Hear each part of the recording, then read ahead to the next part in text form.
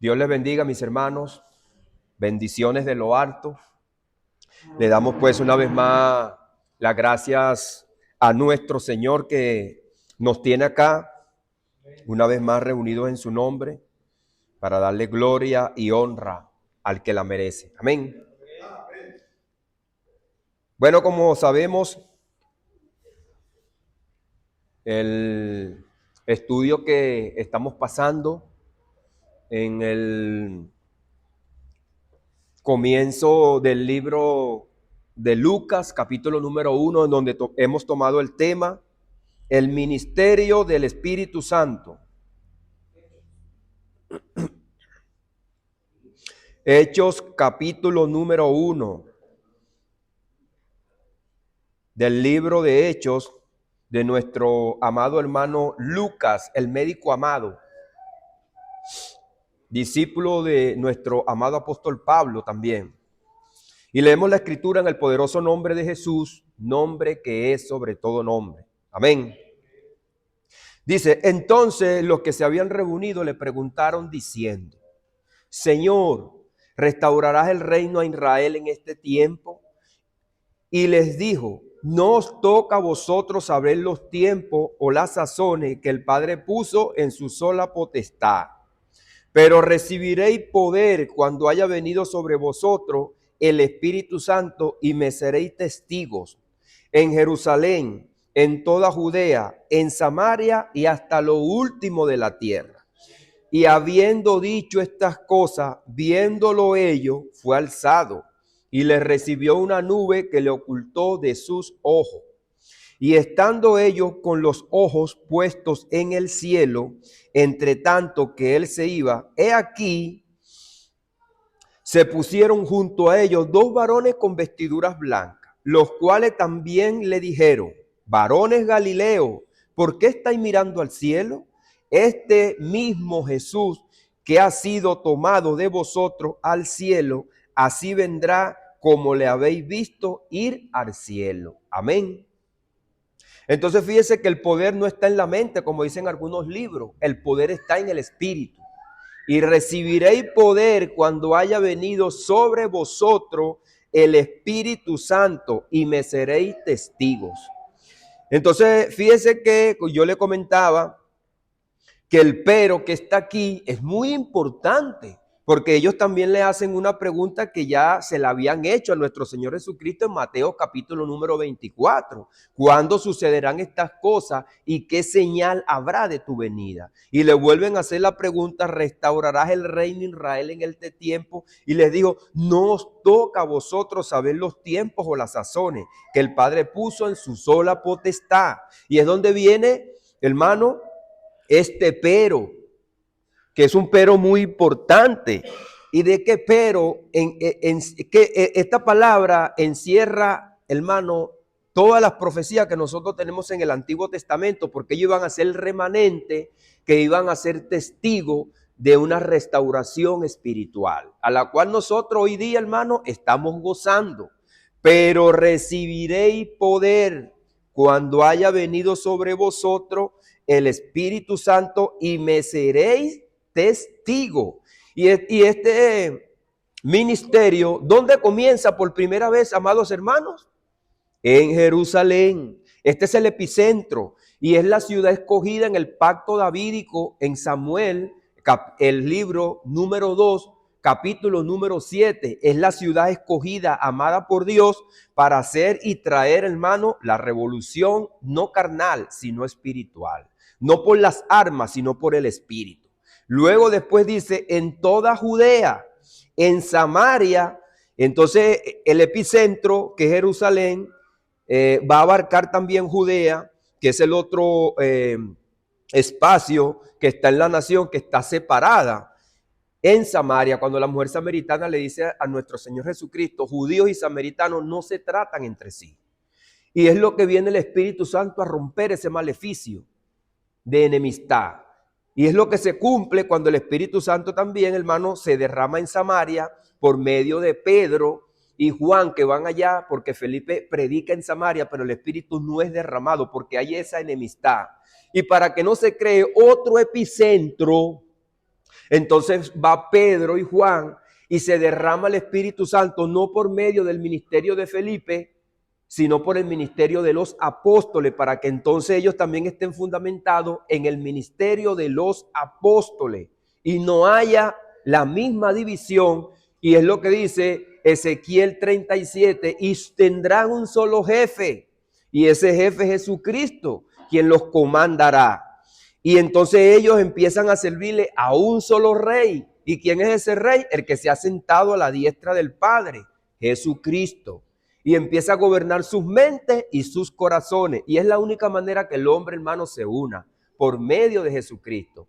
Si el hombre no está en Cristo, el hombre está desunido, porque anda por sus propios propósitos, anda por sus propios ideales. Luego de esta reflexión, ahí, sectorial entre ellos se van a encargar de llevar esto hasta lo último de la tierra. Y es donde también entra en escena en este libro el apóstol Pablo en Hechos capítulo número 9, que es lo que el Señor le dice a Ananías: este me es instrumento escogido para que lleve el evangelio ante los gentiles, ante los reyes, ante los gobernantes, y este evangelio sea predicado hasta lo último de la tierra. Esto concuerda con el mensaje de Mateos capítulo número 24, y será predicado este evangelio del reino a todas las naciones para testimonio. Bueno, pues hermano, lo que yo le he predicado, lo que yo he enseñado acá, la semana antes pasada y la semana pasada, está entre dos grupos de pensamiento. ¿En qué sentido está entre dos grupos de pensamiento? Porque hay personas que se denominan preteristas, que creen que todo se cumplió en el primer siglo y todo quedó ahí. Lo que estamos viviendo es una parte del evangelio que se está predicando, y muchos de ellos afirman, porque hay preteristas parciales y hay preteristas totales. Hay quienes piensan que Jesucristo vino por segunda vez en el primer siglo, pues cuando usted lee el libro de Apocalipsis, el Señor le dice a la iglesia que esto va a suceder pronto, esto está cerca. Y cuando está hablando de pronto y está cerca, está hablando acerca, hermano, de que el ministerio que está en pie, el sacerdocio levítico, tanto la nación judía que le está sirviendo al Señor de una manera en el antiguo pacto, que es la ley, va a desaparecer, va a ser destruido. Es por eso que el Señor Jesucristo dice en Mateo 24 que es necesario que estas cosas acontezcan. No lo dice de mal manera, no lo dice porque le tiene rabia, le tiene odio y los va a destruir, no, sino que el sistema es quien impide que el hombre entre a la presencia de Dios por el pecado. Y la ley viene a reflejarle al hombre su condición, no viene a darle justicia, sino a verle y a darle a entender que ellos no pueden entrar a la presencia de Dios. No obstante, hermano, no solamente los judíos estaban impedidos, sino que la generación que había anticipado a los judíos desde Adán en el huerto del Edén, toda esa gente que había muerto también estaban, hermano, impedida. Así que el problema no es la ley, el problema es el pecado, hermano. ¿Me entiende? Entonces Dios da la ley. ¿Para qué? Porque el hombre está teniendo muchas transgresiones y la ley viene para el Señor traer un perdón momentáneo, que es lo que se llama el propiciatorio. El propiciatorio donde se hacían todos esos sacrificios para que el perdón fuera momentáneo, que es lo que la palabra dice, cubierta, la cubierta, el propiciatorio, hasta que viniese el Mesías. Es por eso que la nación de Israel entra en escena. La nación de Israel entra en escena, hermano, para Dios poder proyectar su plan general, no solamente sectorial, como lo venía haciendo con algunos individuos que eran llamados, como Abraham.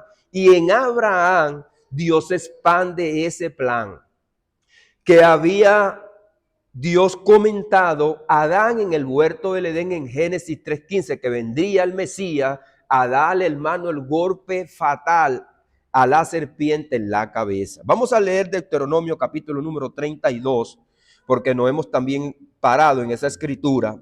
Y después vamos a leer la escritura de...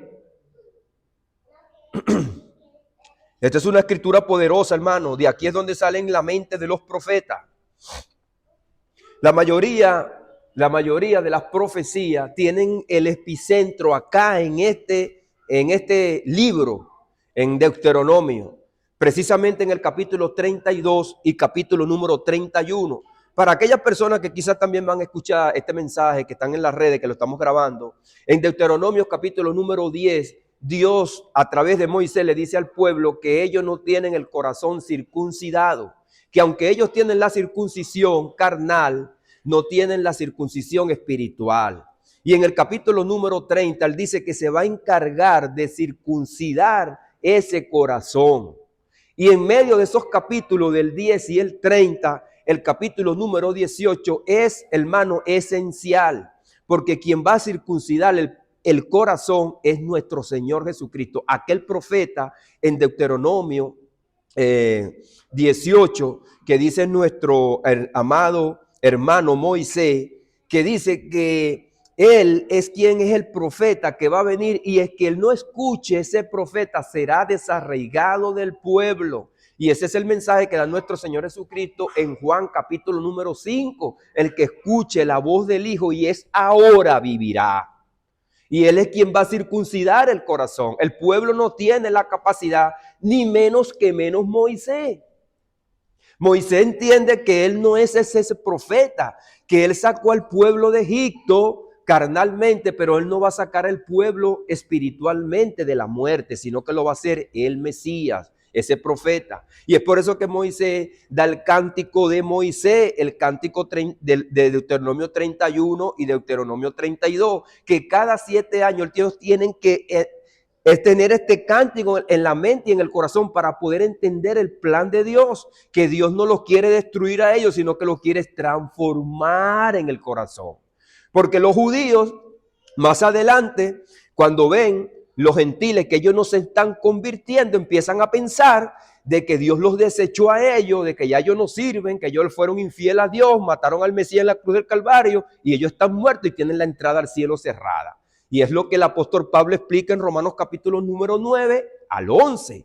¿Por qué? Porque este cántico lo declara así, lo vamos a leer. Escucha cielo y habla y oí tierra los dichos de mi boca. Esto es Dios quien está hablando.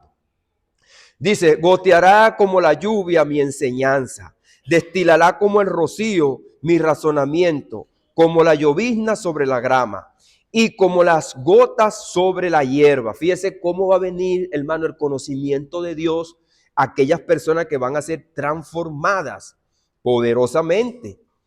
Porque el nombre de Jehová proclamaré, engrandeceré a nuestro Dios.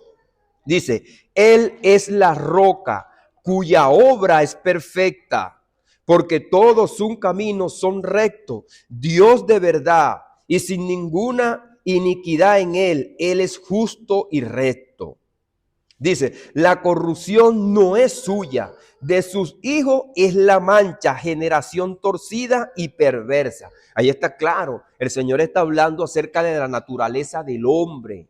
De la naturaleza del hombre, la corrupción no es suya, de sus hijos es la mancha, generación torcida y perversa.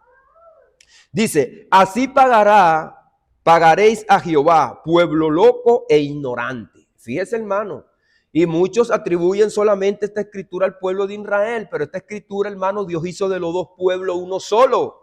Y esta escritura es para el hombre que está muerto en delitos y pecados.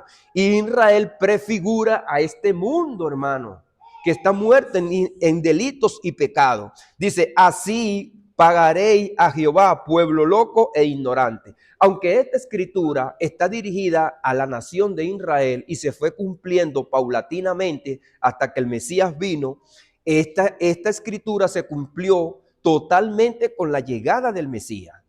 Pero no obstante, hermano, mientras que los judíos estuvieron en el peregrinaje, esto sucedió en ellos.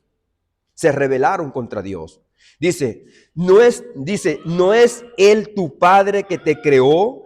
Fíjense todas esas preguntas que están aquí, si nosotros no las podemos, la analizamos, son poderosas. Dice, Él te hizo y te estableció. Acuérdate de los tiempos angustiosos.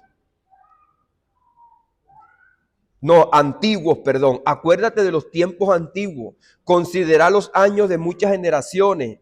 Pregunta a tu padre y él te declarará, a tus ancianos y ellos te dirán. cuando el Altísimo hizo heredar a las naciones, cuando hizo dividir a los hijos de los hombres, estableció los límites de los pueblos según el número de los hijos de Israel. Qué palabra tan poderosa, hermano.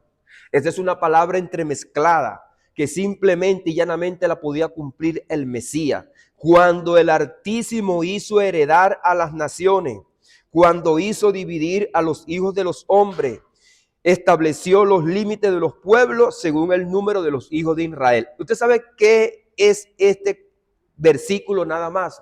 Este versículo es nada más y nada menos que el sueño de Nabucodonosor, cuando Dios habla de los imperios y los divide y los declara pueblo a cada uno de ellos por medio del Mesías. Aquellos que se preguntan, que llegan nuevo al Señor, y mucha gente que está en el Señor y dice, ¿de dónde salieron las naciones y los pueblos y los límites? ¿Y cómo vino la herencia? Aquí está. Vino por medio del Mesías. El Mesías es el heredero. Primeramente iban a heredar los judíos y después ellos iban a traspasar esa herencia a las naciones. Eso es lo que nosotros encontramos en Hechos capítulo número 1, verso 8. ¿Por qué? Porque este evangelio iba a llegar hasta lo último de la tierra por medio del pueblo de Israel, quienes serían luz a las naciones. Isaías capítulo número 42, verso 6, Isaías número 49, verso 6. Serían luz a las naciones. Entonces, hermano, fíjese que entonces que los profetas hablan cimentados en esta escritura. Dice, porque la porción de Jehová es su pueblo, Jacob la heredad que le tocó. Entonces Dios prefigura a su pueblo, a todos los que son salvos, en medio de Jacob. Y es por eso que le pone la palabra Israel, que es una tipificación de Cristo, quien es el verdadero Israel, como lo dice Juan capítulo número 15. Yo soy la vid verdadera.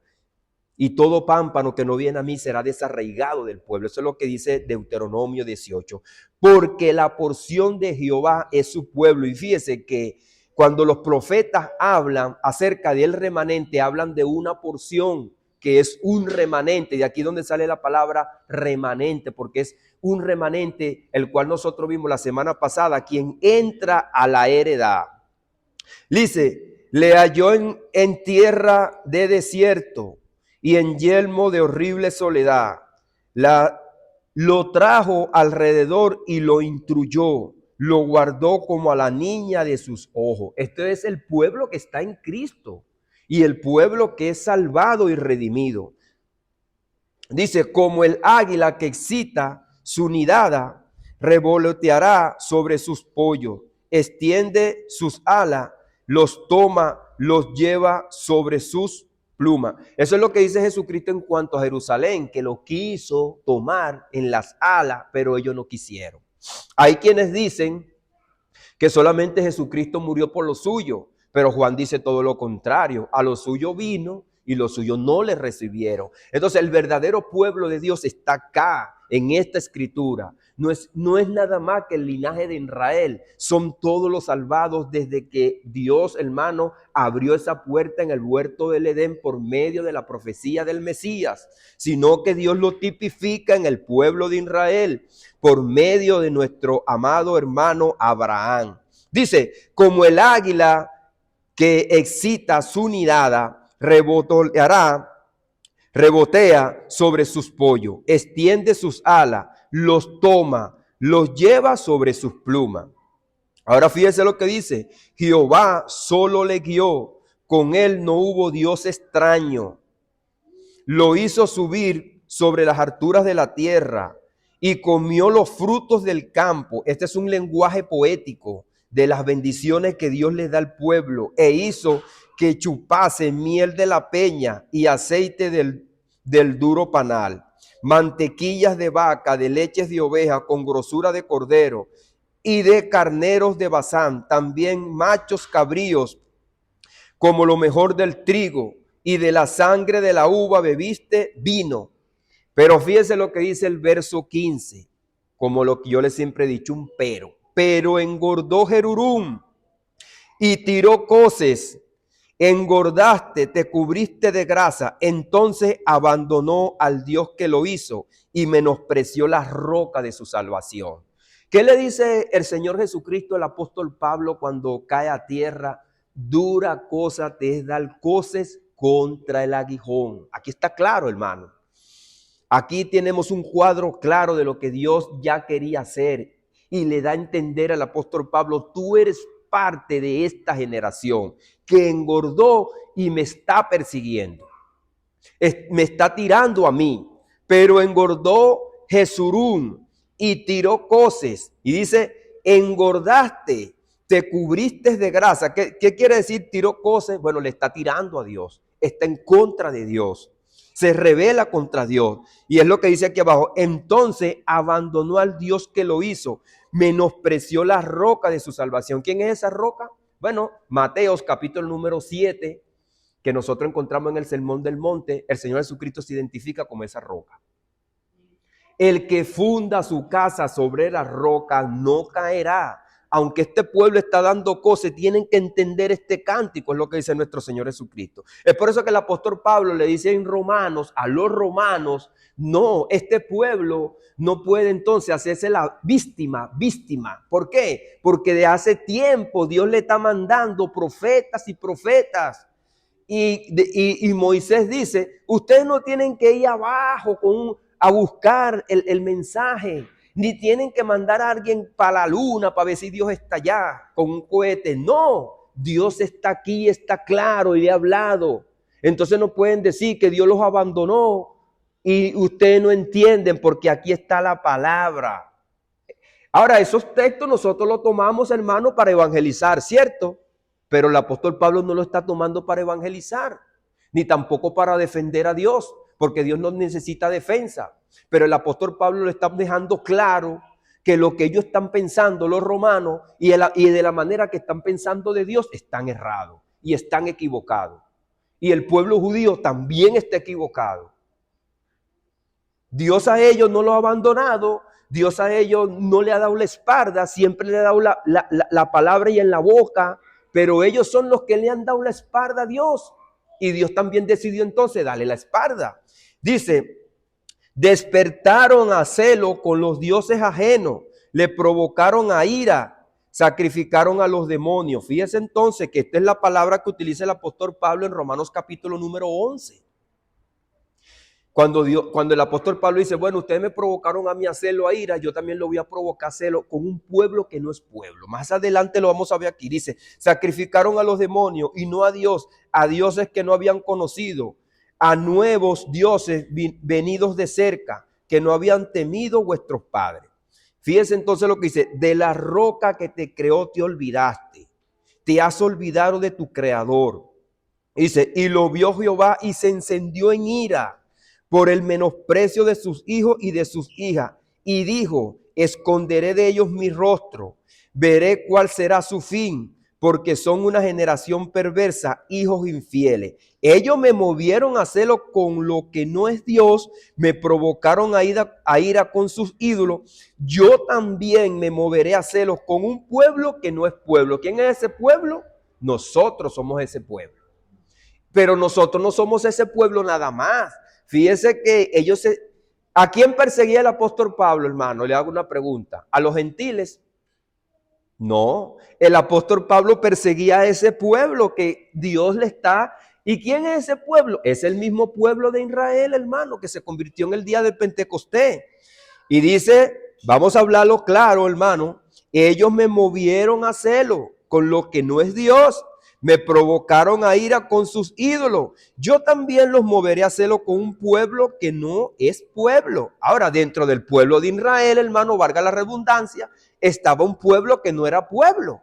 Pero dice el libro de Isaías, ¿nacerá una nación en un día? ¿Habrá un pueblo en un día? Dice, los provocaré a ira, a ira. Fíjese, ellos andaban entonces airados.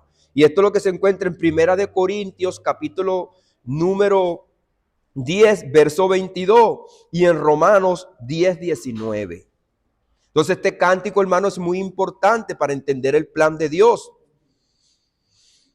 Dice, los provocaré a ira con una nación insensata. Aquellos pescadores, hermano, fíjese, ¿qué decían los grandes líderes religiosos de la nación? Esa gente no tiene letra. Pedro, no, es como cuando a uno le dicen, esa gente no tiene donde caer muerto. Fíjense que nosotros mismos estamos cumpliendo esa palabra dentro de nosotros mismos.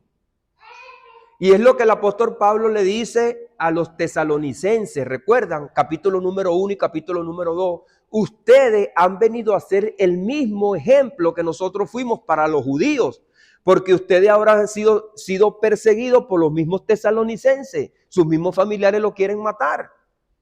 Eso también sufrimos nosotros de los judíos. Y ahora cualquiera hubiera dicho, este es un hipócrita. ¿Por qué? Le hubiera dicho a Pablo, porque él mismo fue quien persiguió a su propia nación. Y es por eso que el apóstol Pablo no cae en hipocresía, sino que él mismo dice, yo también perseguí la iglesia. Yo también estaba en este grupo de personas. Nosotros no entendíamos, pero el Espíritu Santo fue quien trajo y nos revela esa verdad en 1 Corintios capítulo número 2. El Espíritu Santo vino a mí y me dio este entendimiento, no por una revelación mágica, mística y maravillosa, sino por medio de la Escritura. Dice, porque fuego se encendió en mi ira y arderé hasta las profundidades del Seol. Devorará la tierra y su fruto y abrazará los fundamentos de los montes. Yo amontonaré males sobre ellos, emplearé en ellos mis saetas. Eso es lo que ha sufrido el pueblo, hermano, aquí en la tierra. Por esto, consumidos serán a hambre y devorados las fieras ardientes y de la peste amarga. Dientes de fiera enviaré también sobre ellos, como veneno de serpientes de la tierra. Dice, por fuera desolada la espada y por dentro las cámaras de espanto, así al joven como a la doncella, al niño de pecho como al hombre cano, al viejo pues. Yo había dicho que los esparciré lejos, que haría cesar entre ellos los hombres de la memoria de ellos. De no haber tenido la provocación del enemigo, no sea que envejezcan sus adversarios, no sea que digan, nuestra mano poderosa ha hecho todo esto y no Jehová. Fíjese entonces, hermano, que también el pueblo, fíjese lo que dice aquí. Usted sabe que esta palabra, hermano, es los de la viña, que se tomaron la viña para ellos. Dice, de no haber temido la provocación del enemigo, no sea que se envejezcan sus adversarios, no sea que digan, nuestra mano poderosa ha hecho todo esto. O sea que más adelante, todo lo que Dios hizo con el pueblo de Israel, el mismo pueblo de Israel se adueñó de eso.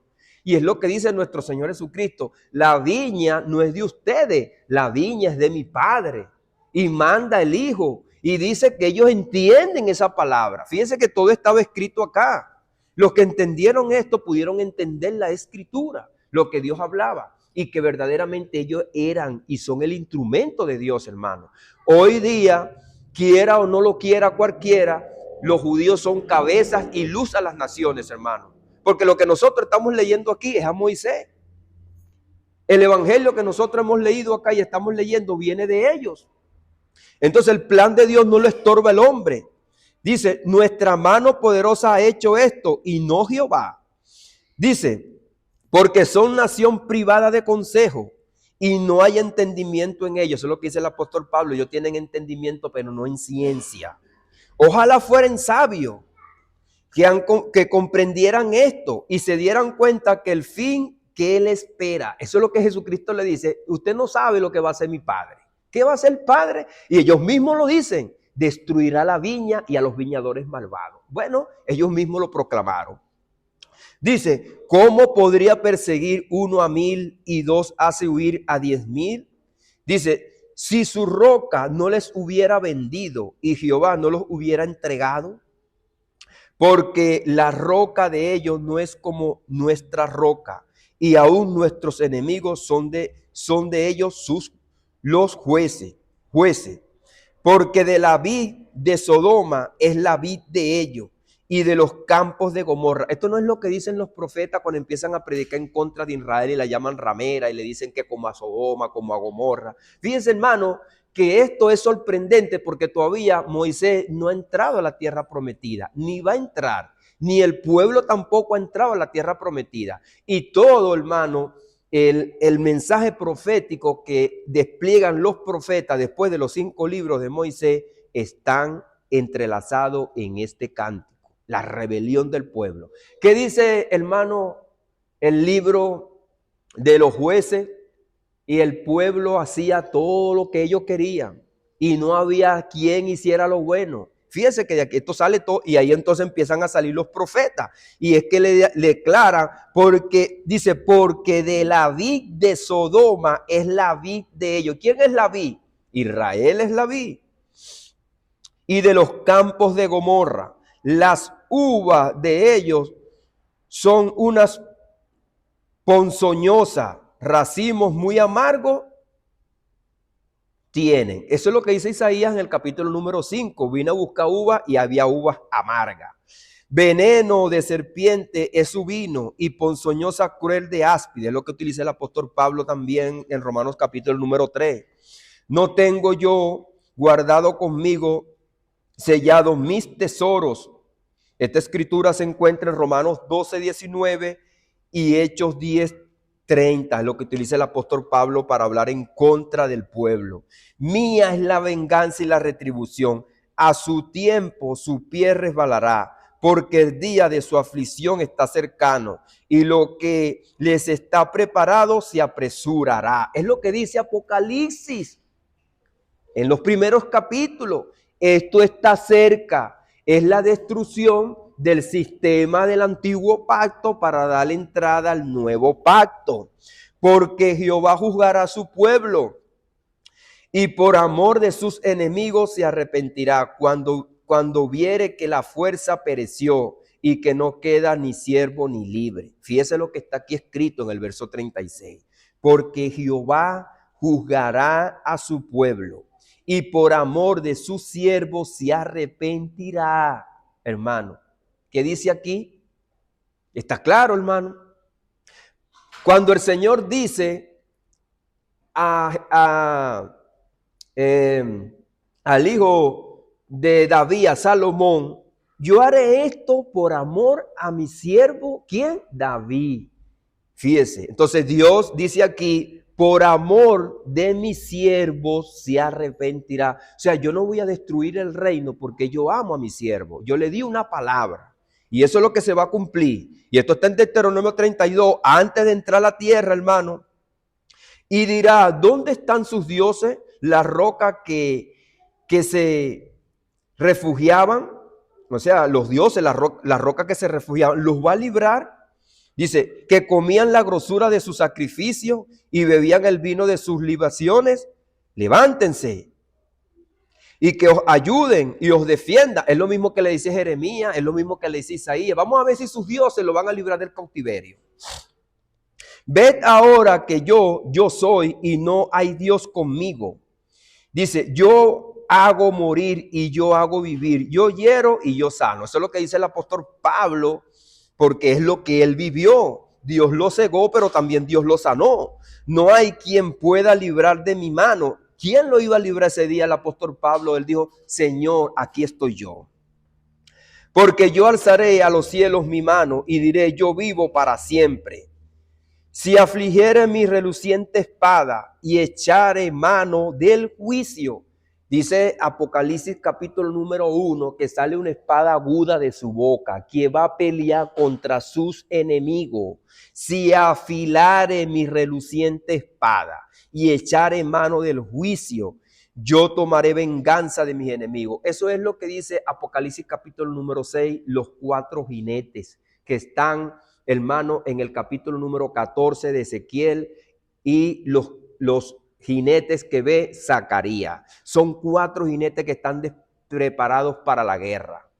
Yo mandaré estos 4 juicios a la casa de Israel: hambre, espada, mortandad y pestilencia. Esos son los 4 jinetes que aparecen en el Apocalipsis. Están descritos por los profetas. Yo tomaré venganza de mis enemigos y daré la retribución a los que me aborrecen.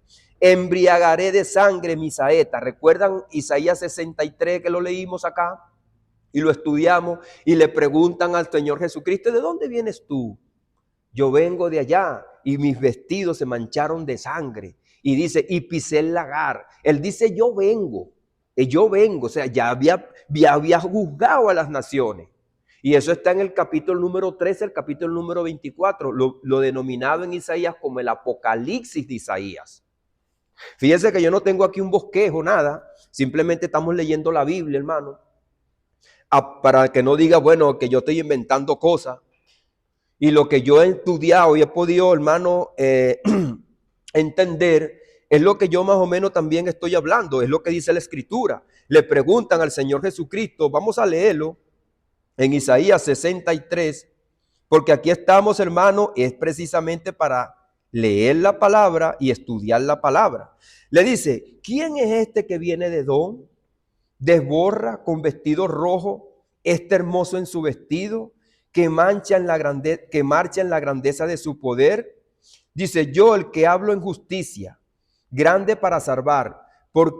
Y dice, ¿por qué es rojo tu vestido y tus ropas como del que ha pisado el lagar? Y él responde, he pisado yo solo el lagar, y de los pueblos nadie había conmigo, porque antes, cuando leímos Isaías 59, no hay quien haga justicia, no hay justo ni aun uno, y de vestidura de justicia se vistió el Señor. ¿Para qué? Para traer el juicio, hermano.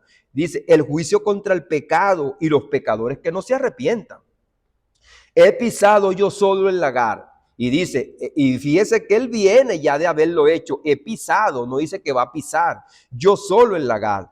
Dice, de los pueblos nadie había conmigo. Cuando usted lee Isaías 3 en adelante, ahí está el juicio de las naciones. Y también Jeremías capítulo número 34. Los pisé con mi ira y los hollé con mi furor, y su sangre salpicó mis vestidos y manché mi ropa. Eso es lo que dice Apocalipsis 14 y Apocalipsis 19 en la cena del Señor. Pero también esto está en Isaías 59, 16.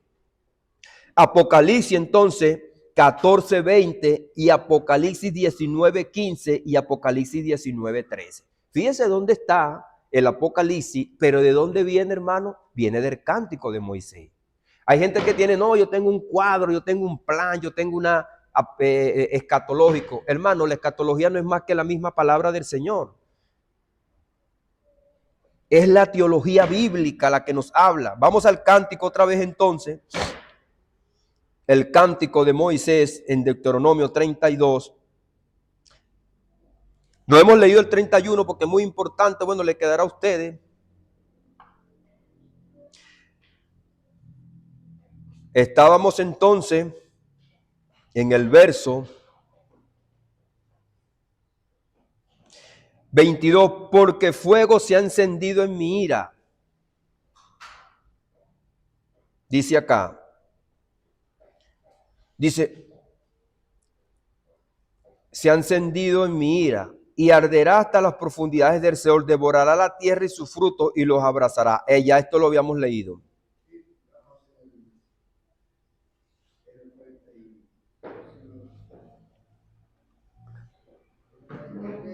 ¿En él?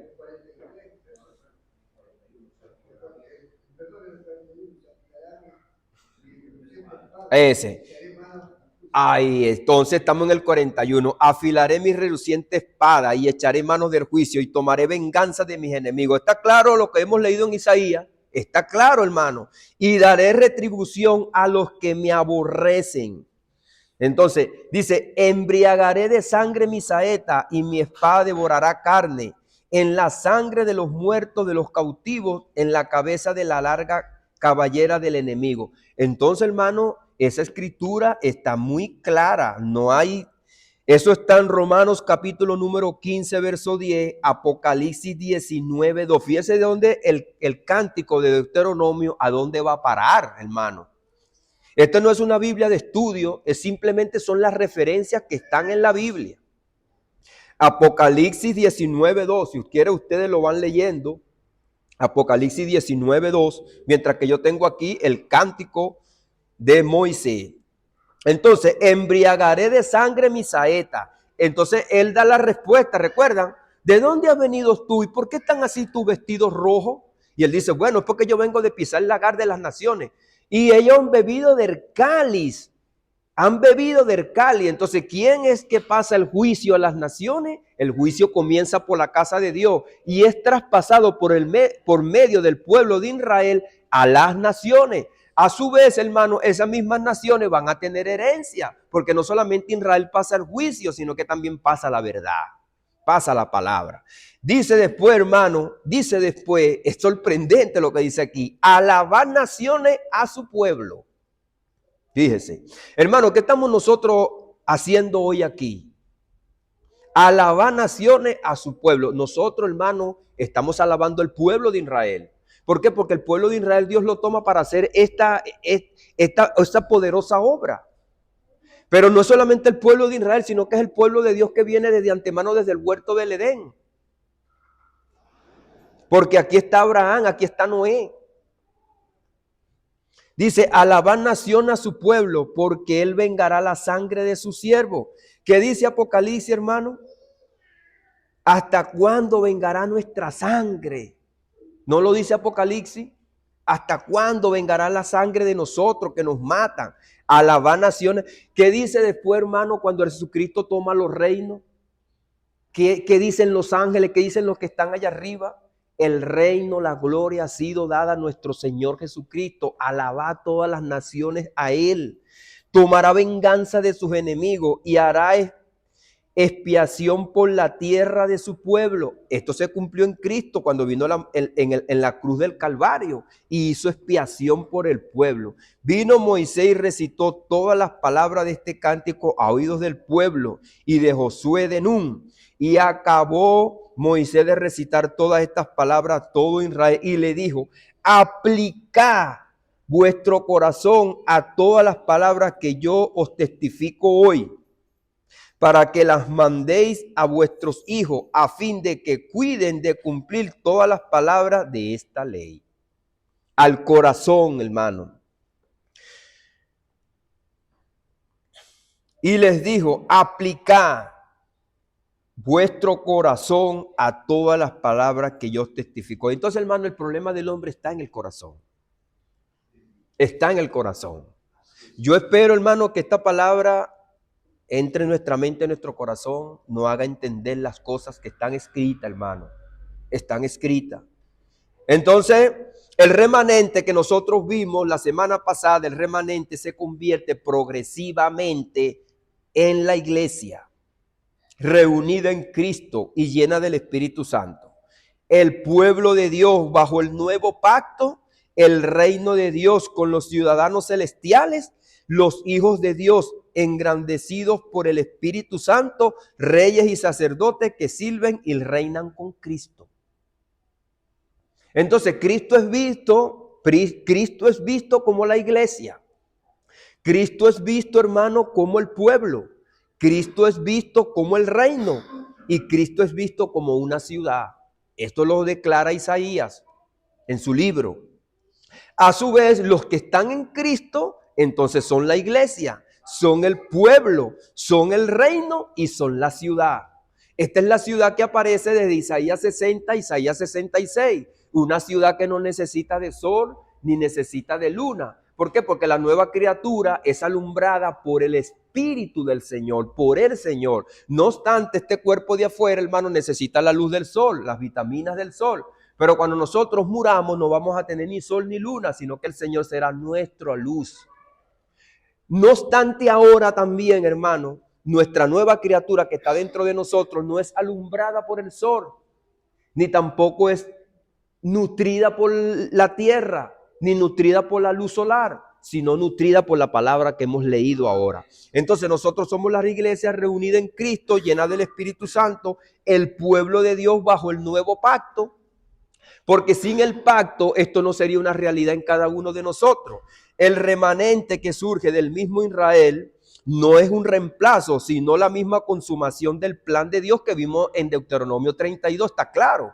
El pueblo de la promesa.